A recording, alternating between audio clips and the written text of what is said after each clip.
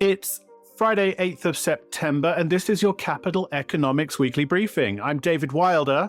Coming up, UK versus Germany in the economy stakes. Who's ahead, who's behind, and does it even matter? But first, I'm joined again by Neil Shearing, our Group Chief Economist, who's been scrambling with the team this past week to get our big report on AI ready for prime time. Hi there, Neil. Hi, David. We'll get onto our Spotlight report in a bit. I think we need to start, though, with the energy market, don't we? We've got oil prices at their highest level in nearly a year.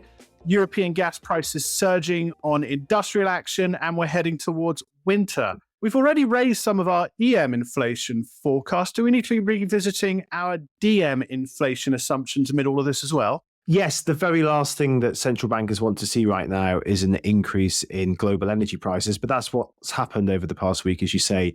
A couple of things going on. One is an extension of the OPEC plus production cuts on the oil side. But then, as you say, industrial action in Australia pushing up global natural gas prices too. Now, what does that mean for inflation is the key question. It's clearly only 1 week's move, but there has been a drift up in oil prices in particular over the past couple of months. And if you want a rough rule of thumb, it's that about a $10 rise in the price of oil adds about something like 0.2 percentage points to headline inflation. So if you think that crude oil prices have increased by about $20 a barrel since the lows reached in the summer, that adds something like 0.4 percentage points to headline inflation. So a meaningful jump in energy prices that, if sustained, will make it more difficult to bring down headline rates of inflation in advanced economies. Of course, what central banks really care about is core inflation, and we'll get more news on that from the US in the coming week, but I suspect that core inflation is going to continue to drift down across advanced economies over the next 6 months or so. Let's stay on that US inflation release. As you say, it's going to be the big market focus for the coming week. US August CPI on Wednesday. What's our expectation there? Anything in that report you think is going to worry the Fed? Well, the headline rate is going to jump, I think. We know that because of what's happened to gasoline prices, petrol prices in the US. So we've got a rise in CPI of about 0.6% month on month, which will push up the year-on-year rate from about 3.2% to 3.7% year-on-year. So that will be of concern to policymakers. But set against that, as I say, what really matters is the core inflation rates. And on that front, I suspect policymakers will get more good news. We've penciled in another 0.2% month-on-month increase in core CPI, which will bring the core year-on-year rate down from 4.7% year-on-year to 4.3%. So worrying news on the headline rates, but it's the core that matters. And I think on that front, we get better news. Let's move away from inflation, shall we, and turn to the bigger picture. Curious to see in the last week that Jensen Huang, the CEO of Nvidia, has been in India, in Delhi, meeting with Narendra Modi. Obviously, Nvidia is the market's poster child for all things AI at the moment. That's the subject of our Spotlight report coming on September 26th. Talk about what Huang's visit suggests about India and AI. It's interesting, isn't it? India is clearly becoming a destination for the type of tech FDI that used to go into China. So we've seen, haven't we, Apple shift production of some of its products from China to India. And now we have these links with Nvidia too. I think one of the key messages that's come out of our Spotlight work, though, is that there are several factors that will determine the economic outcomes from the AI revolution across different economies. One is the ability to innovate the technology, but just as important is the ability to diffuse that technology through economies and to adapt to the challenges that it presents. And I think on those fronts, India may struggle. Also, it has a large business outsourcing sector that is potentially under threat from AI. So good news on the tech FDI front for India, but I think there are other challenges coming from AI, in particular the challenge to its outsourcing sector. And for that reason, we've produced what we've called our AI Economic Impact Index, which ranks countries according to their ability to reap benefits from AI. And on that measure, India ranks relatively low because of this threat to the outsourcing sector. So India will still be one of the fastest growing emerging economies over the next couple of decades. But whereas AI will be a big boost, I think, to economies like the US, actually it might be more of a headwind than a boost to economies like India over the next decade or so. Let's stay on technology and geoeconomics. because this all relates to news about Huawei's Mate 60 Pro in a way, doesn't it? This is Huawei's new flagship phone. It was launched fairly quietly in recent weeks, but there was a big gasp from the crowd nonetheless, because its chip does appear to be the product of a workaround of US export controls on semiconductor technology. What's all the fuss about here, and what does it mean in terms of US-China competition? Yeah, so this is all about the use of advanced chips. Now, it used to be the case that there were two companies in the world that produced the most advanced chips, TSMC, the Taiwanese firm, and Samsung. Now, SMIC, a Chinese firm, now appears to also be able to produce these chips, and they've gone into the latest Huawei phone. Now, as you say, that is interesting because of export controls on the technology, and it appears to be the case that China's managed to either circumvent those or replicate the technology itself. Now, actually, when our China team dug into this, what they found was that these chips made by SMIC, actually, they were produced by what's called a DUV machine, kind of old technology. The most advanced machines that are now being used by TSMC and Samsung, so-called EUV machines, much lower cost of production and a much greater potential in terms of what they can do. And those are subject now to export controls, not just from the US, but also from Japan, Netherlands, and other major producers. So it might be the case that, yes, this is a big breakthrough and a major achievement for China, but it's using what is already outdated technology. And the new technology that TSMC and others are using is now subject to export controls that I think might make it more difficult for China to kind of catch up to that latest technology. So they might already be approaching the limits of what they're able to do on this front. So the technological fault lines that we describe in our work on global economic fracturing or fragmentation, those are still very much in place here. Absolutely. And it's certainly too early to conclude, as some have, that these US export controls have either been ineffective or have backfired. It's been a year since we published our major report on fracturing, and there's a page on our website that clients can visit where we've been updating all of our analysis in response to events over the past 12 months or so. I think what's really interesting, as you say, though, is that there's now this new fault line in the fracturing to do with AI and the development of advanced technology around that. So what we're seeing, I think one of the big themes of the last year has been that fracturing has not only entered the mainstream as an idea, but the fault lines of fracturing have also expanded. It's not just about trade anymore. It's also much more about technology. We've had various moves on financial fronts and capital flows fronts too. So the breadth and scope of fracturing is expanding. That was Neil Shearing on what the latest smartphone on the market says about a fragmenting global economy. I'll link to the fracturing work on the podcast page, along with our analysis of the geoeconomics around what's powering the Mate 60 Pro. As I mentioned, the AI Spotlight Report will be released on Tuesday, September 26th. There are in-person events being organized around that in North America, Asia, and in London, so check those out. We'll also have drop-ins, our short-form online briefings, on October 5th about AI's macro and market effects. Details coming soon. On the energy and inflation question, our Commodities and Europe teams held a drop-in this past week about European gas demand heading into winter. Watch that recording if you didn't get the live session. I'll post it on the page. We have another drop-in this coming Wednesday, all about Egypt and what's happening with its deal with the IMF. This is a big EM flashpoint. You'll want to tune in. Again, registration on site. Now, the big UK macro news of recent days has been the sharp upward revision of the economy's size by the official stats office. Turns out the UK economy was 0.6% above its pre-pandemic level at the end of 2021 versus the 1.2% below the level that was previously thought. Ruth Gregory, our Deputy Chief UK Economist, explained what all of this meant in a recent analysis, but one of the key takeaways is that the UK is no longer the worst performing G7 economy coming out of the pandemic. That honor now goes to Germany. But how does any of this fundamentally change the outlook for these two economies? To find out, I spoke earlier in the week to Andrew Kenningham, who's our Chief Europe Economist, and to Chief UK Economist Paul Dales. And I started by asking Paul what the upgrade says in terms of our thinking about the state of the UK economy. Not as bad as we thought. I mean, the ONS essentially revised the level of GDP in real terms at the end of 2021 up by a whopping 1.7%. which is equivalent to the ONS sticking its hands down the back of the sofa and coming up with £10 billion. So it's really big. But when it comes to what it means for the future, I think it all depends on how much of the revision is due to an increase in our understanding of the amount of supply capacity and demand. And given that we know that inflation has been really strong and wage growth has been really strong, our take is that actually most of the up revision is due to demand being stronger than we thought. So that doesn't really mean that we can telescope this into the future and conclude that the UK economy is going to grow at a faster rate in every future year.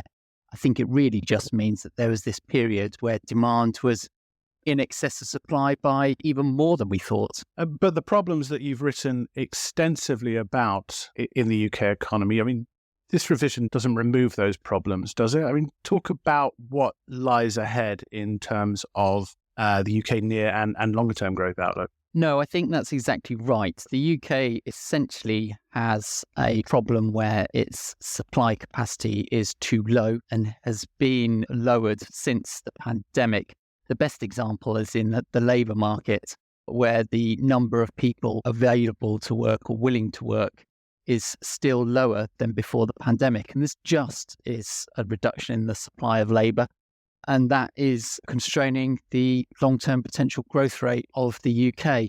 And because it's been driven by what we perceive to be long-term issues, such as the number of people saying they are long-term sick, it's unlikely to be reversed soon. At the same time, the UK has had a productivity problem since the global financial crisis, and its productivity growth has just been very, very weak.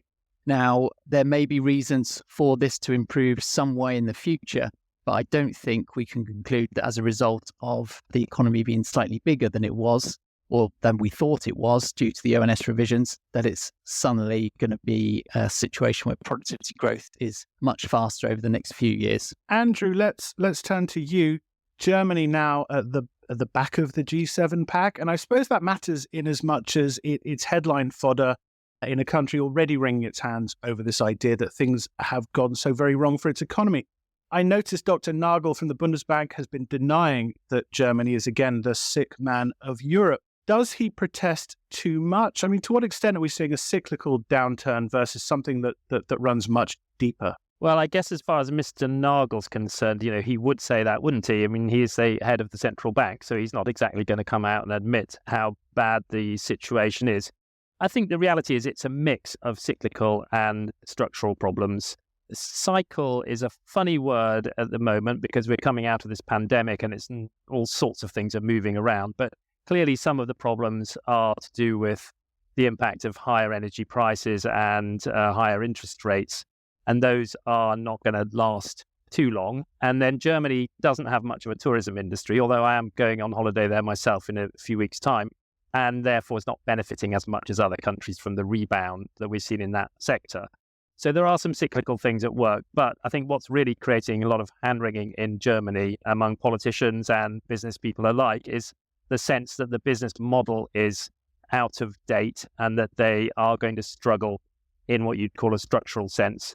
They've been over-reliant on cheap energy from Russia. They've been over-reliant on China as an export market, and their industrial sector, particularly the auto sector, is an analog one in a digital world, and they're not necessarily going to compete well in the world of EVs. So there are definitely some structural issues at play. And yes, they're now at the bottom of the league table, having overtaken the UK, which I was able to say was the one reason why you couldn't say that Germany was the single sick man of Europe.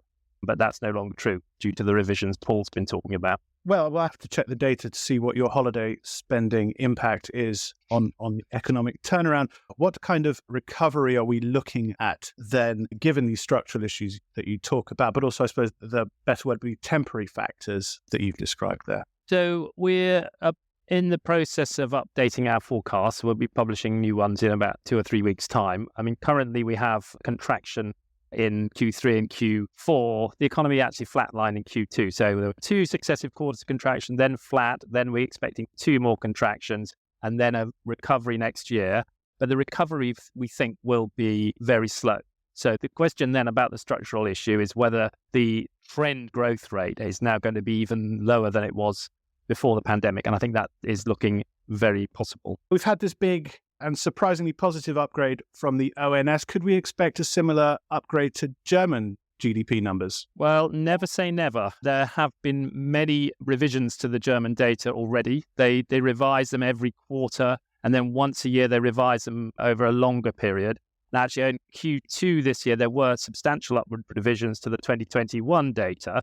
So there could be more revisions to come. There are a bunch of rules about exactly when and how they can announce big revisions due to methodological changes and things at European level. And because of those, I think it's unlikely that they'll make a really big change until 2024, because those sorts of things are supposed to happen on a 5-year cycle.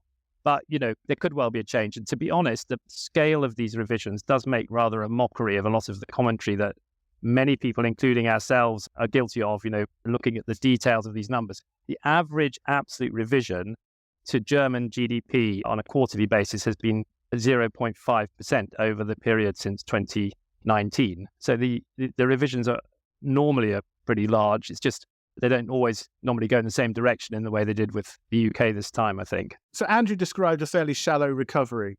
Paul, is that a similar story for the UK? In the next couple of years, I think the UK is going to be in a very similar situation to Germany, for example, because of the drag from higher interest rates. We think there'll be a recession, a relatively mild one. We do think there is some scope for the economy to rebound from that, perhaps a bit faster than Germany. If you put Brexit aside, then I don't think it's got quite the same handbrakes on it over the next couple of years. Further ahead, actually, is probably really interesting because we are coming around to the conclusion that the UK's long experience of really poor productivity growth may not be sustained in the 2030s. And that's something we're going to be discussing in more detail and explaining in our Spotlight series, which is due to be released soon. But the message really is that when it comes to the long-term outlook of the UK economy, we're a bit more optimistic than most forecasters, actually. And we'd probably say that the outlook for the UK is a bit better than the outlook for Germany. Yeah, that report that you mentioned does have a lot to say about the productivity growth outlooks. And there are very, very striking conclusions that it makes about UK versus German productivity growth looking much further out. Andrew, if I could, we're going to have to wrap up, but I can't let you go without asking about the ECB. That's this coming Thursday. Give us your take on what we think we're going to hear from Madame Lagarde and company. Well, at the last ECB meeting, Christine Lagarde quoted an Oasis album and said there was definitely maybe going to be another rate hike in September. And since then, we've not really seen any data that would shift the dial dramatically in one direction or another. Inflation's been a little bit higher than expected, but some labour market data have improved a bit. So it really is in the balance. We are forecasting another 25 basis points hike, which would bring rates to 4%. At next Thursday's meeting. But, we certainly wouldn't be surprised if they called it a day and paused where they are at 3.75. But either way, we think it will be a long time before they begin to cut interest rates. We're not forecasting a cut until September 2024. And I think that's kind of where the focus is going to be now, is when the cycle will turn. That was Andrew Kenningham and Paul Dales on the German and UK economic outlooks. I'll post Ruth Gregory's analysis on the podcast page, along with Andrew's insight into what the ECB is likely to decide at its meeting this coming Thursday. He'll also be back on the podcast in the coming weeks to discuss more about the German economy, and maybe he'll share some stories from his holiday there. But that's it for this week. As always, the analysis and events reference can be found on the podcast page. And for CE Advanced clients, remember you get access to all our insight, all our events, and all our data. And if you're not signed up to CE Advanced, get in touch and we'll introduce you to its many benefits. But until next time, goodbye.